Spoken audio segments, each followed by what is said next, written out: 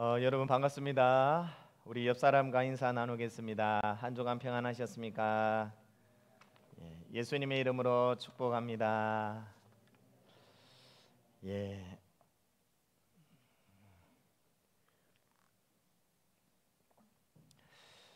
계속해서 율법과 복음 이제 7번째 시간입니다. 자, 7번째 시간을 우리가 함께 이제 가질 텐데요. 여러분 지금까지 6번의 시간을 율법과 복음으로 함께 해 오셨죠.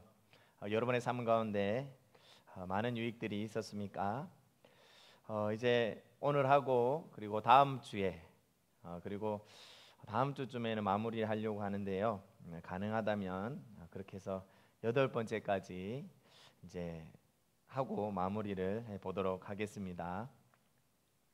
여러분 우리의 신앙이 율법으로 돌아간다, 율법적으로 산다라는 것들을 우리가 잘 이해를 해야 됩니다. 여러분 율법적으로 산다, 율법주의에 빠진다는 것은 다른 말로 말하면 다시 나의 힘으로 또 나의 노력으로 이루려고 하는 그러한 삶을 산다라고 생각을 하면 됩니다. 이렇게 살아가는 것이 십자가가 헛되게 만드는 그러한 삶이라고 바울은 표현을 하고 있습니다. 여러분 우리는 믿음으로 살지 않을 때 하나님께서 십자가를 통해서 우리에게 주신 수혜들을 누릴 수가 없고, 또한 그렇게 하나님께서 주신 은혜들을 누릴 수 없는, 그래서 삶과 신앙이 괴리되는 그러한 어떤 상태에서 그 중간에 벌어진 틈을 메우려고 우리는 다시 우리의 어떤 노력으로 그것을 메우려고 힘쓰는데요. 그렇게 노력으로 메우려고 힘쓰거나 아니면 그 괴리감을 그냥 압도되어서 단념하고 살아가는 경우가 많지요. 자, 아무튼 그렇게 메우려고 하는 과정 가운데 생기는 것이 이제 율법주의입니다. 지난주에 우리가 율법주의의 열매들을 한번 생각해 보면서 율법주의에 빠진다는 게 도대체 뭔지에 대한 부분을 제가 말씀을 드렸습니다. 자, 율법주의에 빠지면 먼저 영적인 교만, 반대로 영적인 열등감에 이제 시달린다는 말씀을 드렸어요. 두 번째는 신앙의 갈급함이 사라진다는 말씀을 드렸고요. 예배는 점점 형식화되어지고, 또한 삶의 외식, 그러니까 겉으로 보여지는 모습은 중요하게 여기는데 속에는 전혀 다른 내용들이 전개되어지는 외식의 그런 내용들이 많이 나타난다는 말씀을 드렸습니다. 그래서 신앙의 경건의 모양은 있는데 점점 경건의 능력은 사라지는 그런 삶을 사는 것이죠. 또한 율법주의에 빠지면 영적인 실체가 없습니다. 말과 이론은 무성한데 실체가 없는 것이죠. 그리고 율법주의에 빠진 사람들은 나는 성경을 하나님의 진리로 믿습니다, 하나님을 믿습니다라고 말하지만 실상은 하나님을 그리고 성경을 그렇게 믿지 않는 것을 또 우리가 함께 나누었어요.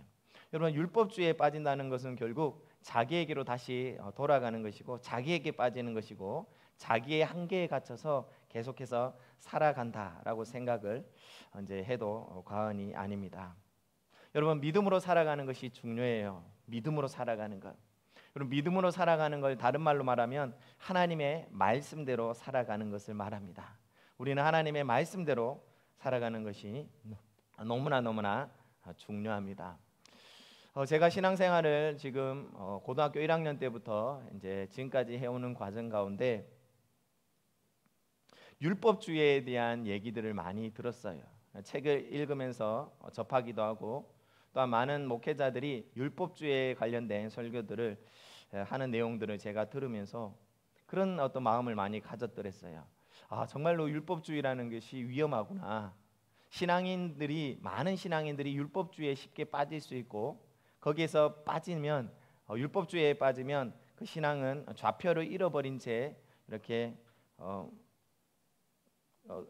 방황하겠구나라는 그런 생각 가운데, 그래 나는 율법주의에 빠지면 안 돼, 율법주의에 빠지면 안 돼라는 그런 생각들을 결단하고 또 그렇게 살기 위해서 힘썼어요. 근데 시간이 조금 지나면 다시 율법주의에 빠져 있는 저의 모습을 보게 되어지고, 그러는 가운데 어떻게 율법주의에 빠져나올 수 있는지에 대해서 잘 모르겠더라고요. 그러는 가운데 또 율법주의에 대한 설교를 들으면 다시 그래, 내가 율법주의에 빠지면 안 돼라는 그런 결심을 다지면서 율법주의에서 빠져나오려고 하는데, 또 어느 순간에는 뒤돌아보면 또 빠져 있고, 왜 이런 현상이 자꾸 일어나는지에 대해서 저는 잘 몰랐었어요. 자, 그런데 갈라디아서를 제가 공부하면서 갈라디아서를 통해서 하나님께서 율법주의를 보게 하신 거예요. 그리고 율법주의에서 어떻게 하면 벗어날 수 있는지를 하나님께서 알게 하신 거예요. 여러분, 율법주의에 빠지지 않는 비결, 율법주의에서 벗어날 수 있는 것은 딱 한 가지밖에 없습니다. 바로 믿음이에요. 우리가 예수 그리스도를 믿고 난 이후에 믿음으로 계속해서 나아간다면 우리는 율법주의에 빠지지 않는 거예요. 자, 그런데 우리가 믿음으로 사는 삶을 딱 멈췄을 때부터 이제 서서히 율법주의로 미끄러져 내려가는 거예요. 그러니까 우리는 반드시 믿음으로 살아가야 되는 거예요. 우리가 믿음으로 살아갈 때 우리의 신앙은 점점 성장해 가는 것이요, 또한 하나님께서 우리가 이 땅에서 살아가는 삶의 그 뜻들을 이루기를 원하시는데 그것을 온전히 이루어 나갈 수 있으며, 또한 우리가 믿음으로 살 때 예수 그리스도께서 십자가를 통하여서 우리에게 주신 수혜들을 마음껏 풍성히 누리며 이전과는 다른 삶을 우리가 살아갈 수가 있는 거예요. 자, 그런데 믿음으로 살지 않으면 모든 것들이 다 반대로 진행되어지는 거예요. 점점 신앙생활은 율법주의로 빠지면서 나라는 것에 또 갇히는 거예요.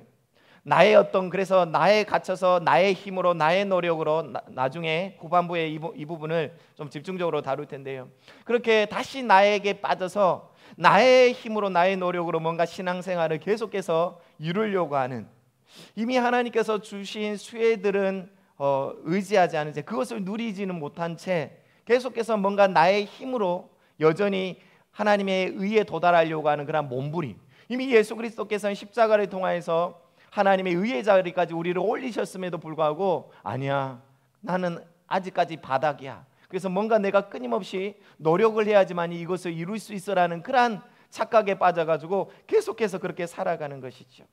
그러니까 율법주의에 빠지면 답이 없어요. 답이. 그렇게 열심을 내는 사람들은 어느 정도 열심을 내면서 자기의 힘으로 뭔가를 추구하려고 하겠지만, 대부분의 사람들은 율법주의에 빠져가 그냥 자포자기, 신앙생활은 다 이 정도로 그냥 하는 거야, 그냥 이렇게 그냥 살다 끝나는 거야, 그런 식으로 생각하면서 신앙생활하는 사람이 얼마나 많은지. 그러니까 율법주의에 빠지면 그 삶은 정말로 하나님께서 의도하지 않는 다른 형태의 그런 신앙의 패턴들이 나온다는 거예요. 그래서 우리가 계속해서 율법과 복음이라는 이 중요한 주제를 길게 지금 시리즈로 우리가 다루고 있는 겁니다. 자, 지난주에 제가 우리의 삶이 우리가 생각했던 것과 다르게 전개될 수 있다는 말씀을 드렸어요. 자, 예수님을 믿는 사람도 망할 수 있어요. 예수님을 믿는 사람도 문제로 무너질 수 있어요. 예수님 믿는 사람도 질병으로 힘들어할 수 있고, 재정적인 파탄이 올 수 있고, 또 인간적인 관계가 완전히 끊어질 수도 있고, 심지어 예수님 믿는 사람이 악한 영에 시달려서 병원에 들어갈 수도 있는 일들이 벌어지는 거예요. 자, 이렇게 제가 말씀드리면 어떤 분들은 이렇게 생각할 수 있어요. 그래, 그런 사람들이 있더라, 하지만 나는 아니야.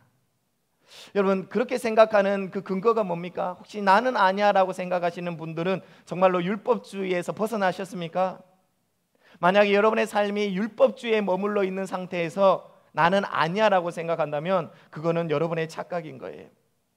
정말로 하나님께서 원하시는 믿음의 삶을 살지 않을 때 우리의 삶 가운데는 얼마든지 이러한 일들이 전개될 수가 있는 거예요. 자, 지난주에 이 얘기를 하면서 중세 암흑기에 대한 얘기를 했어요. 여러분, 중세 암흑기가 1000년이라는 시간 동안 지속되잖아요. 기독교가 타락하니까 카톨릭이 된 거예요. 그런데 성당에서는 그렇게 말하지 않죠. 빨리 기독교 너희들 우리에게로 돌아오라고 얘기하는 거예요. 여러분, 그거는 자기들의 착각인 거예요. 여러분, 카톨릭은 마치 기독교의 어머니인 것처럼, 아버지인 것처럼 돌아오라고 그렇게 얘기하고 있는데, 여러분, 실상은 그들이 하나님께로 돌아와야 되는 거예요. 여러분, 기독교가 타락하자 카톨릭이 된 거예요. 종교개혁이 왜 일어났습니까? 다시 초대교회 기독교의 그 순수한 기독교로 회복하자는 의미로 나온 카톨릭에서 완전히 벗어나서 초대교회로 돌아간 거였어요. 이거 완전한 회복인 거지요. 근데 카톨릭은 여전히 회복되지 않은 채 계속해서 타락한 그대로 가고 있잖아요. 자, 중세 암흑기가 온 이유는 예수 그리스도를 믿는 자들이 믿음으로 살지 않아서 점점 그의 삶이 율법주의화되고 기복주의화되고 인본주의로 흘러가면서 점점 그렇게 타락하면서 중세 암흑기라는 시대가 온 거예요. 여러분, 유럽에 지금 많은 교회들이 문을 닫고 또한 유럽의 수많은 사람들이 예수님을 믿지 않고 살아가지요. 그래서 이제는 유럽에 선교사를 보내서 우리는 복음을 전해야 되는 상황이 지금 유럽이 그렇게 돼버렸잖아요. 여러분, 유럽을 한때 정말 수많은 사람들이 예수님을 믿고 또한 유럽의 대부분의 나라들이 기독교 국가였고 그렇게 하나님을 잘 섬겼던 나라들이었는데 왜 이렇게 됐습니까? 정말로 하나님께서 모든 것들을 다 알아서 해주신다면 왜 이런 일들이 벌어지냐고요. 여러분, 우리가 착각하고 있는 생각 중에 어떤 생각들이 있냐면 막연히 잘 될 거야, 막연하게 잘 될 거야 라는 그런 생각들을 많이 가지고 있어요. 여러분, 막연하게 잘 될 거라고 생각하는 것은 어떻게 보면 그 사람이 그렇게 생각하고 싶은 신념이지요. 그리고 어떠한 근거도 없이 그렇게 생각한다면 그건 미신에 불과한 거예요. 여러분, 말씀을 보시길 바랍니다. 말씀에서 어떻게 말하고 있습니까? 여러분, 구약의 이스라엘 백성들 망했어요. 점점 하나님께로부터 멀어져서 그들은 결국 망했다고요. 여러분, 신약은 다를까요? 신약에 여러분 요한 3서를 보시기 디모데 전서를 보시기 바랍니다. 여러분, 후메네오와 알렉산더의 얘기를 합니다. 후메네오와 알렉산더는 믿음에서 파선했대요. 그런 얘기를 하고 있어요. 여러분, 히브리서가 어떻게 해서 기록된지 아십니까? 여러분, 기독교에 대한 핍박이 거세지자 그리고 유대교에 있었던 사람들이 예수님을 믿고 한때는 신앙생활을 하다가 다시 유대교로 다시 율법으로 돌아가는 일들이 많이 벌어지는 거예요. 그러면서 점점 예수 그리스도를 멀리하고 배교하는 일들이 벌어지자 히브리서를 기록한 하나님의 감동으로 히브리서를 기록한 저자는 이렇게 두면 안 되겠다 해가지고 펜을 든 거예요. 그렇게 해서 히브리서가 탄생한 겁니다. 너희들이 정말 너희들이 믿고 있는 예수 그리스도께서 어떤 분이신지를 너희들이 알지 못하느냐? 너희들이 소유한 그 믿음이 얼마나 중요한지를 알지 못하느냐? 믿음으로 살아야 된다.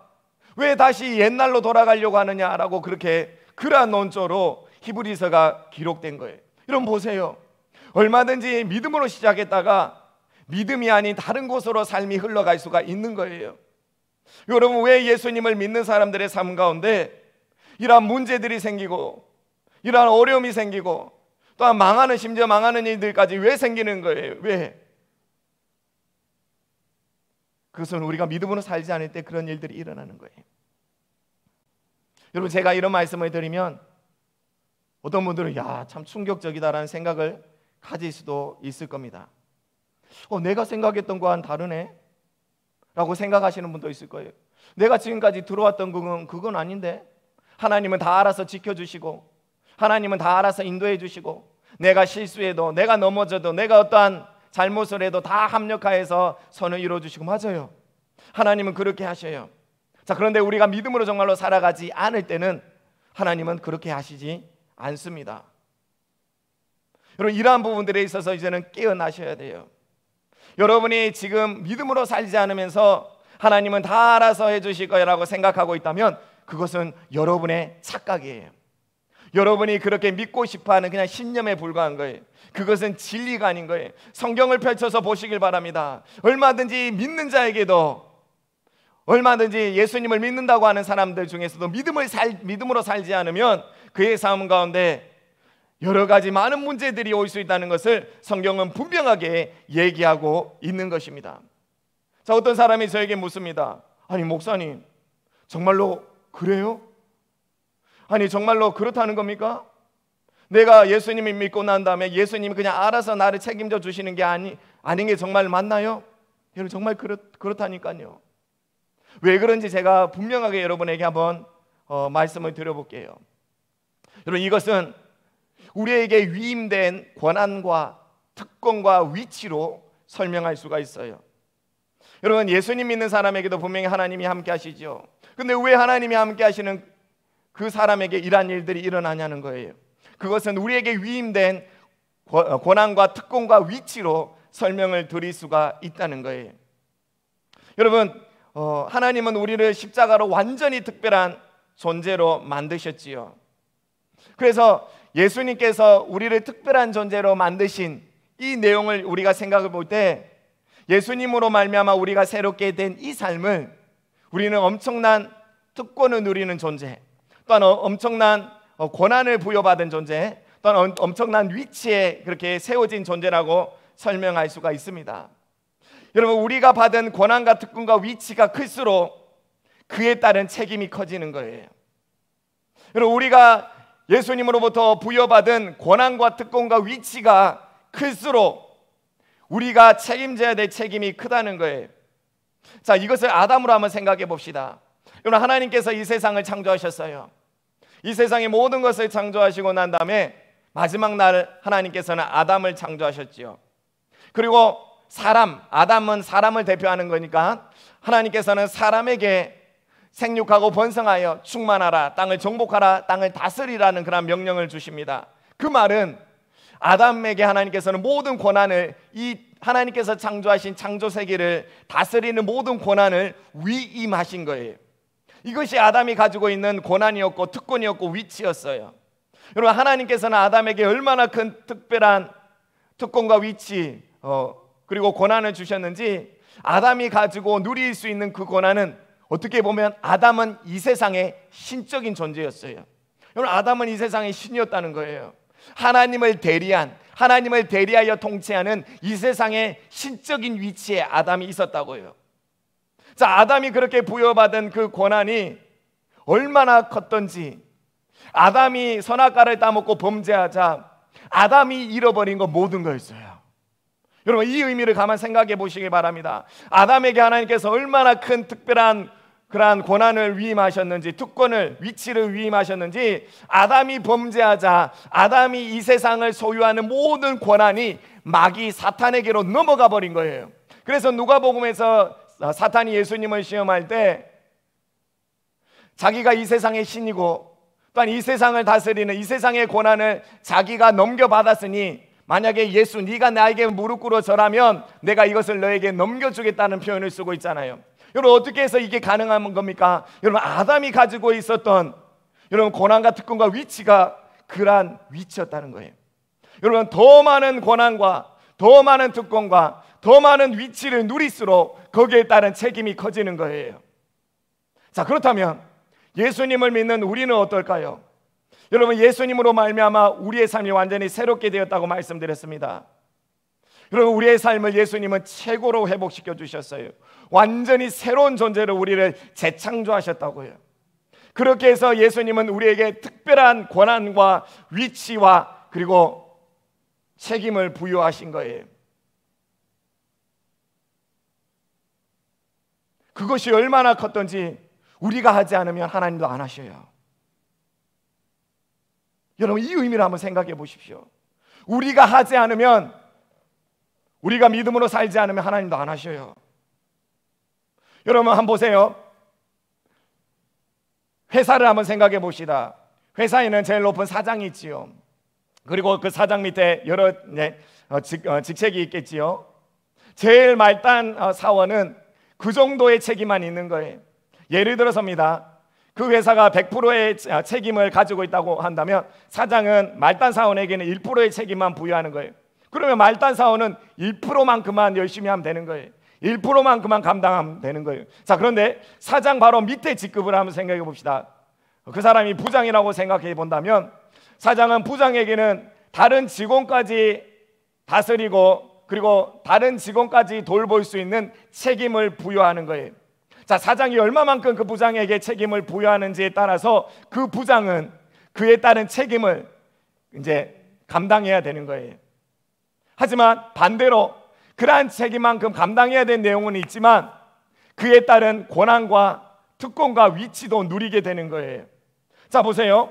사장이 90%의 책임을, 90%의 권한과 위치와 그리고 이제 지위를 갖다가 그 부장에게 부여했다고 생각해 봅시다. 자, 그런데 그렇게 90%만큼의 그러한 내용을 부여받았음에도 불구하고 부장은 아무것도 하지 않는다.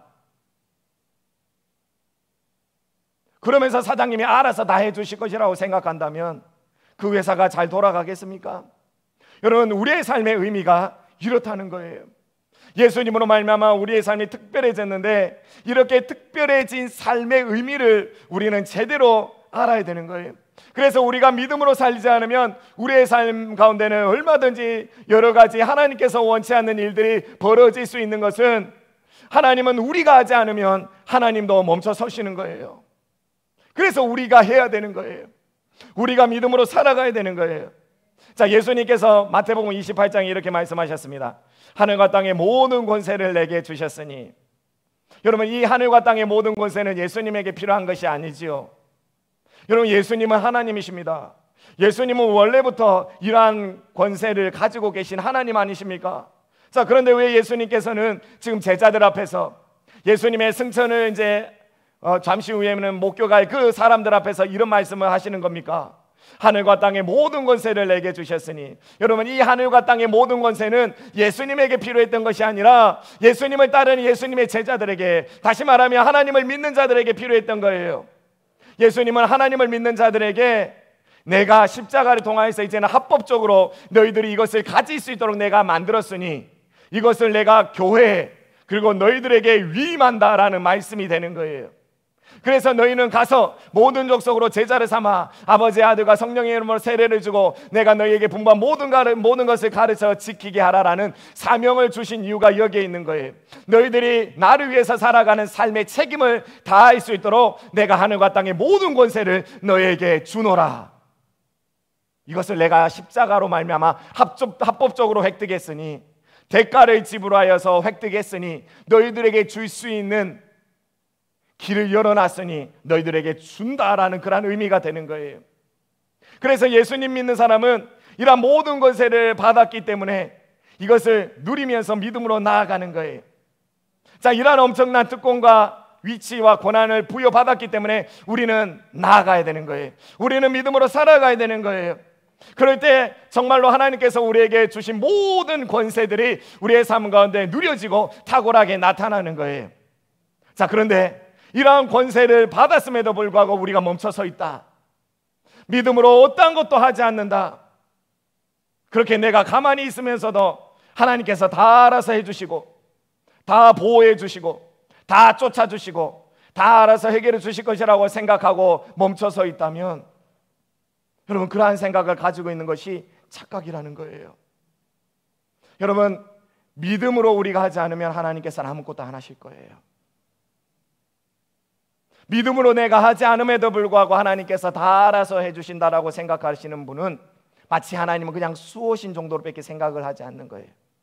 또한 하나님께서 나에게 부여하신 고난과 위치, 그에 따른 책임에 대해서 아직까지 제대로 이해를 하지 못하고 있는 분인 거예요. 여러분, 예수님 믿는 사람도요,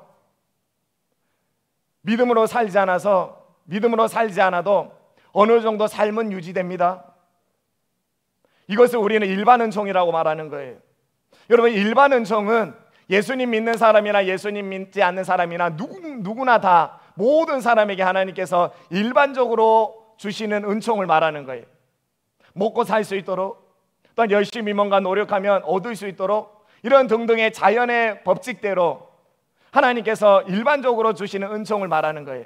여러분, 예수님 믿는 사람도 이것을 누리고 예수님 믿지 않는 사람도 이것을 누리는 거예요. 자, 그런데 예수님 믿는 사람이 다른 게 뭐예요? 예수님 믿는 사람은 이 일반 은총을 뛰어넘어서 믿음으로 삶으로 말미암아 특별 은총까지, 특별한 은혜까지 누리는 것을 하나님께서 원하시는 거예요.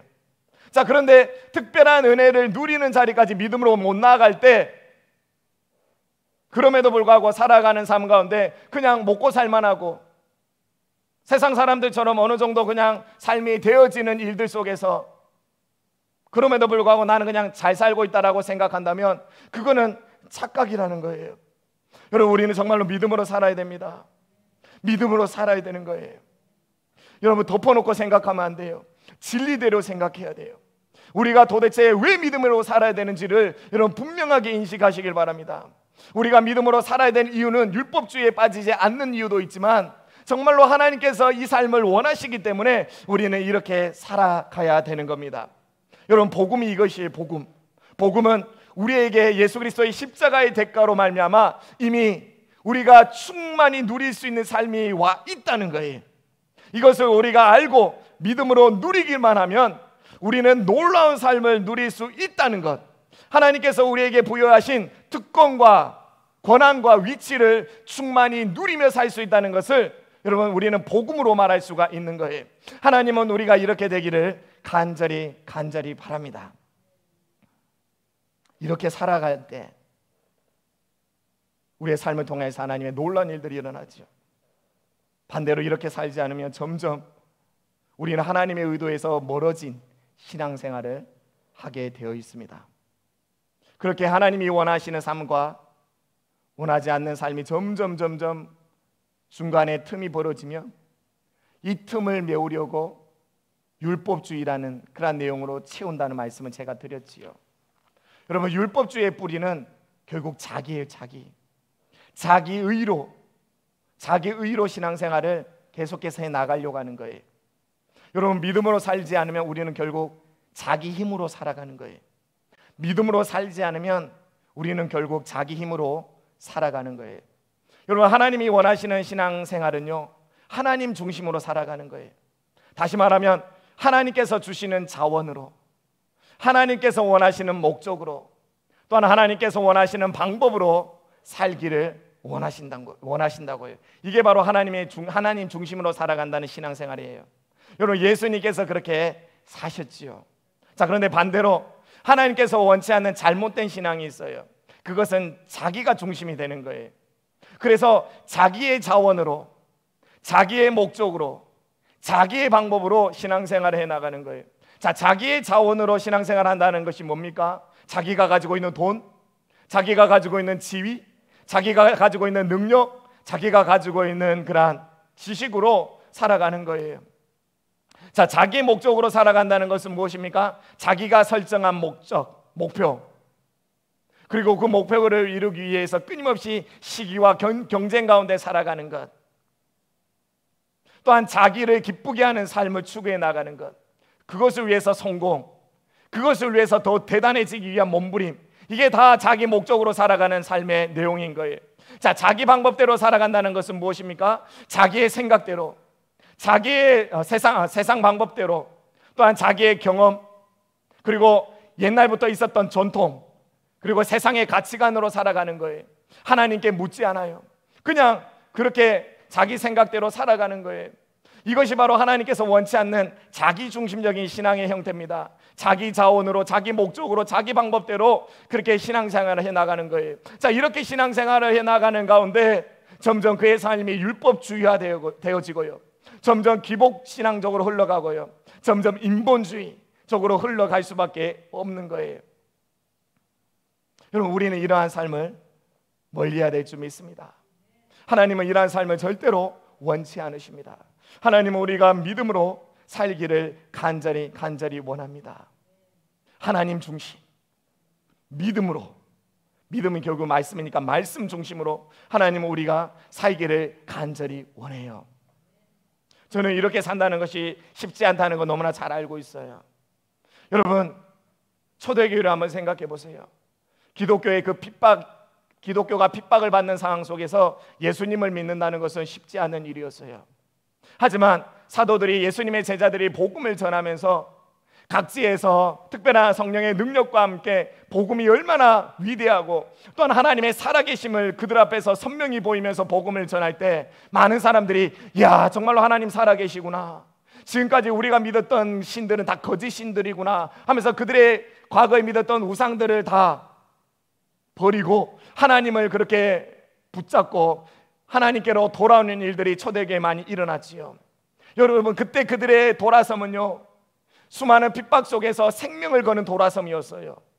왜 그들은 돌아섰을까요? 그만큼 하나님을 믿는다는 것이 그들의 눈에 선명하게 진리를 믿는 것이고, 또한 분명히 살아계신 하나님을 붙잡는 것이요, 또한 그렇게 하나님께서 말씀하신 말씀이 예수 그리스도를 믿을 때 구원을 주신다는 그 말씀이 너무나 그들 앞에 분명했기에 그들은 기꺼이 그들이 가지고 있는 모든 것들을 내려놓고 그들 자신조차도 하나님 앞에 내려놓고 이제는 주님을 위해서 살겠습니다, 주님 안에서 살겠습니다, 주님께서 원하시는 삶을 이루어 나가겠습니다 라고 그들은 결단하며 그렇게 나아갈 수 있었던 것이지요.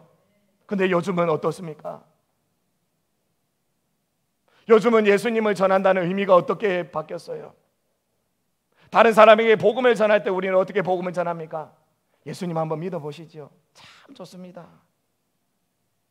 정말 복음의 핵이 되는 그러한 내용을 말하기보다는 우리에게 좋은 교회입니다, 우리 목사님 좋은 목사님입니다, 그렇게 복음이 바뀌어버렸어요. 그래서 예수님을 믿기로 작정하고 예수님을 믿기로 작정하고 교회에 오는 사람들은 어떤 마음으로 오냐면, 내가 한번 교회를 다녀볼까? 내가 한번 예수님을 한번 믿어볼까? 그런 식으로 출발하는 거예요. 보세요, 초대교회와 너무나 달라요. 시작이 나예요, 나.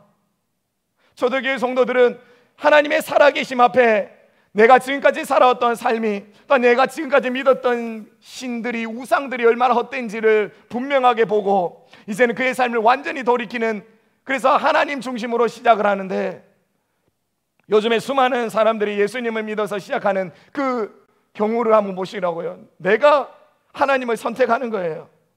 그 선택한다는 의미는 여러 개 중에 그냥 한번 믿어볼까에 대한 선택인 거예요. 자, 그렇게 해서 내가 여전히 버젓이 살아있는 상태에서 출발해요.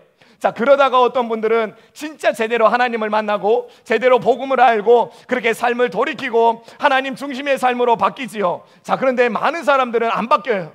안 바뀐 상태로 계속해서 내가 여전히 나의 삶의 중심이 되어서 계속해서 신앙을 추구해 나가는 거예요.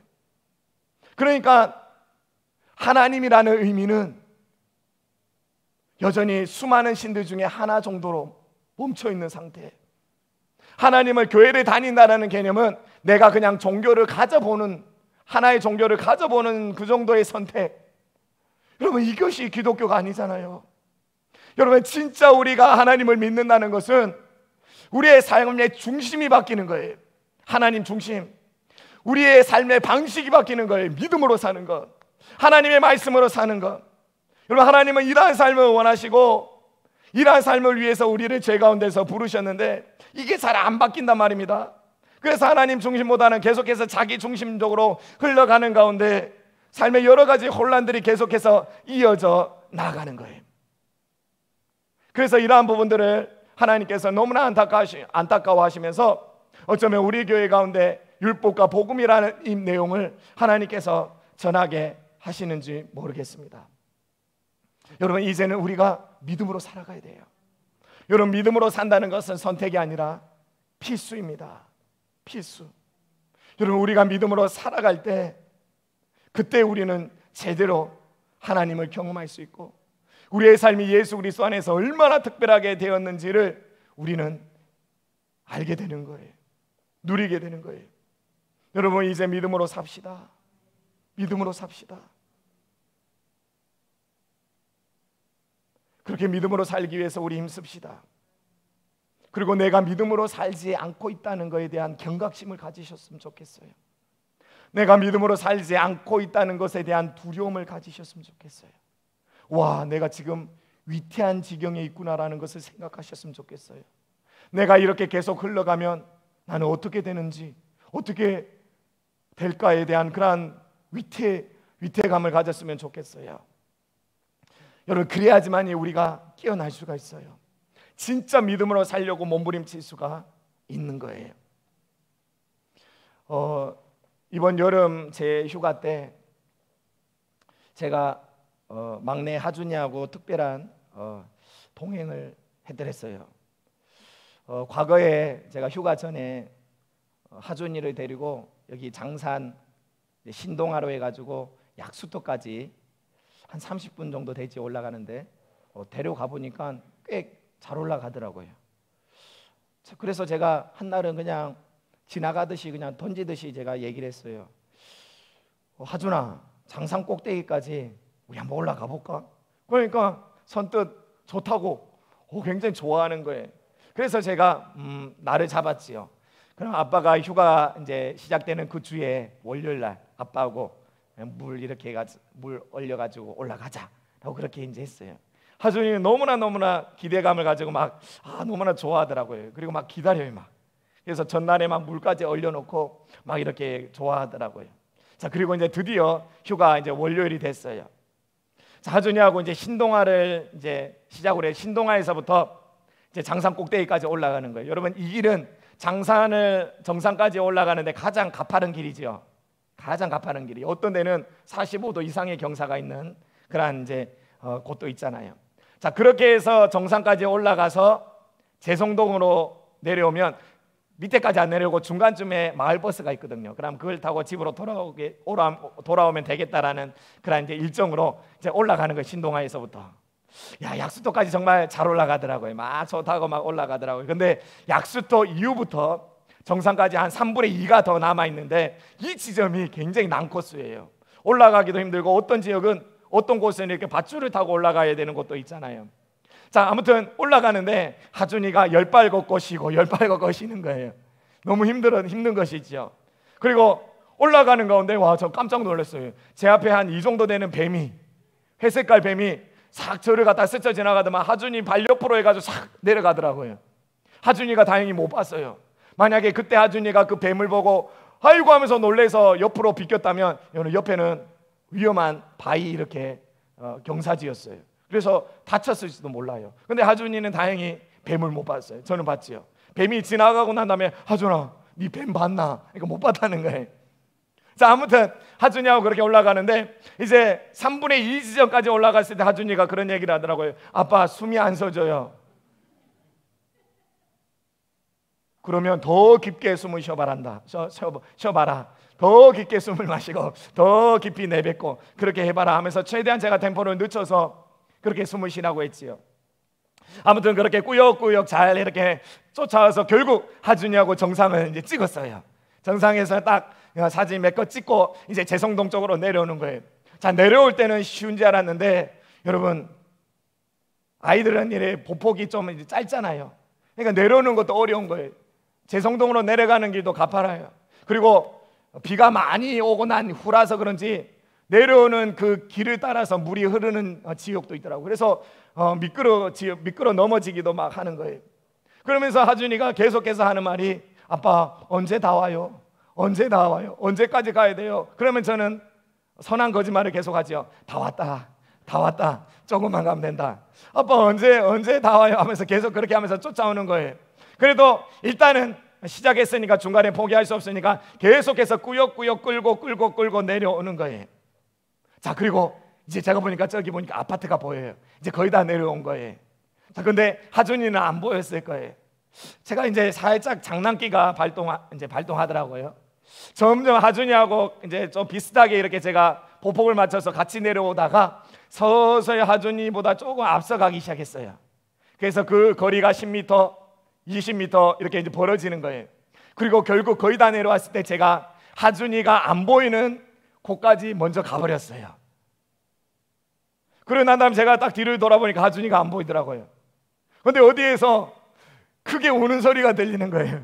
그래서 이거 뭐지 하면서 제가 쫓아 올라가 보니까 하준이가 멈춰서 가지고 정말 서럽게 울고 있는 거예요.